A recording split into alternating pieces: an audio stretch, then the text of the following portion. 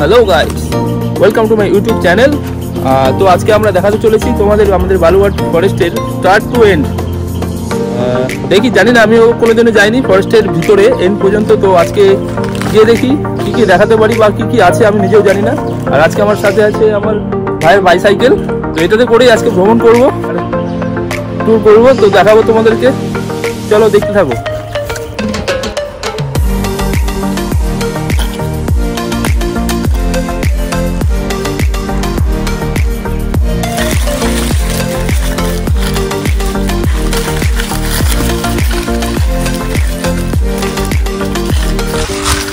তো গাইস, আমি অলরেডি অনেকটা ভিতরে চলে এসেছি জঙ্গলের ফরেস্টে।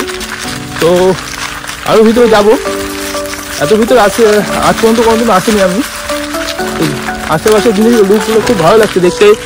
দেখছোই এদিকে বোঝা যাচ্ছে না রাস্তা আছে কি নেই এদিকে। আর এই সাইডে আমাদের সূর্য মামা একটু মাথার উপরে চলে এসছে। তো দেখতে থাকো, সঙ্গে থাকো। তো গাইস, ভিতরে তোমরা দেখতে পাচ্ছ রাস্তাঘাট ঠিক মতো জানি না এই রাস্তাগুলোতে লোকজন যায় কিনা সেরকম। তো ভীষণ ভয় লাগছে, কারণ চারিদিক পুরো জঙ্গলে ভর্তি। তো আমাকে বাধ্য হয়ে হেঁটে যেতে হচ্ছে ওর জন্য। জানি না আমি শেষ পর্যন্ত যেতে পারবো কি না, ভয় লাগছে। জঙ্গল চারিদিকে একটু লোক আসে কিনা আদৌ।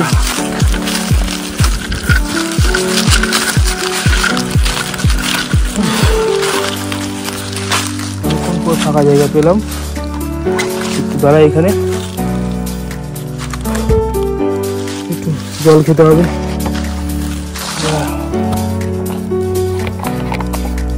জল খেয়ে নি, বুঝতে পারছি না।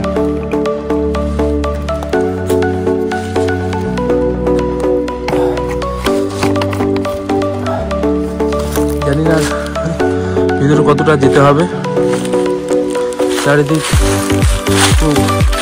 ঘন জঙ্গল, একটা লোক তো কাউকে দেখতে পাচ্ছি না রাস্তাঘাটে। গাইস, কিভাবে যাবো জানি না, কি হবে ভিতরে, কি আছে বা কি ওয়েট করছে আমার জন্য, বা কোনো কিছু ভয়ানক কিছু আছে কিনা তাও জানি না। সাপটাপ তো আছে আমাদের বালুঘাট ফরেস্টে, এত কিছু জানি। তো জানি না, চলো দেখতে থাকো, সঙ্গে থাকো শুধু, তাহলেই হবে, আর কিছু জানি না। চলো, এইখানে তাও খুব পরিষ্কার রাস্তা দেখতে পাচ্ছি। এই দিক দিয়ে সম্ভবত দিক দিয়ে ফাঁকা জায়গা দেখা যাচ্ছে ওই দূরে। জানি না, হয়তো এদিকে জনবসতি থাকতে পারে। আর এদিকে একটা রাস্তা যাচ্ছে। তো আমরা চলো দেখি, এদিকেই আগে যাওয়া যাক, দেখি কি আছে ভিতরে।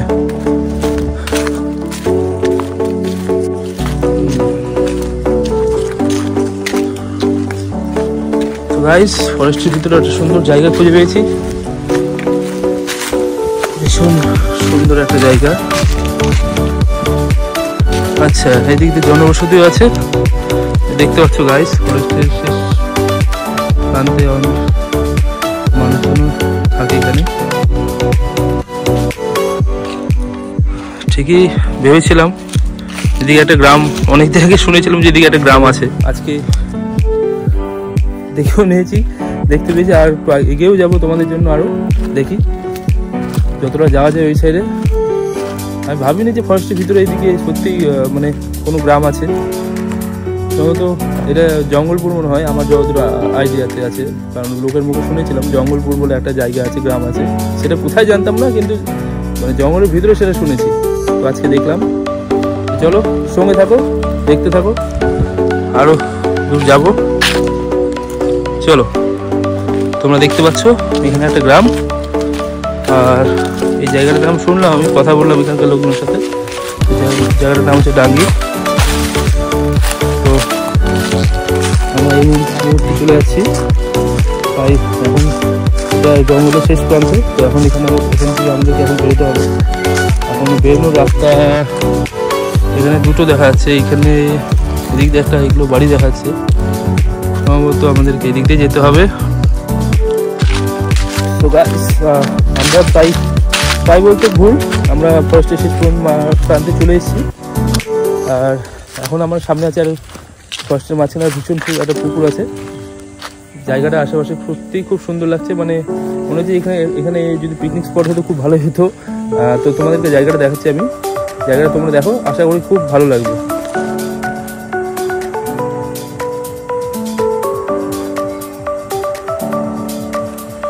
তো দেখতে পাচ্ছ পুরো জায়গাটা মনে হচ্ছে ফুল পিকনিক স্পট। চারিদিক দিয়ে যদি এরকম পুরো সারি সারিভাবে পিকনিক করা যায় সত্যি খুব ভীষণ লাগবে, সুন্দর লাগবে, আর দেখতেও খুব দারুণ লাগবে। তো আমি এখন একটু এখানে বসবো, তারপর এখান থেকে বেরিয়ে যাবো। তো চলো।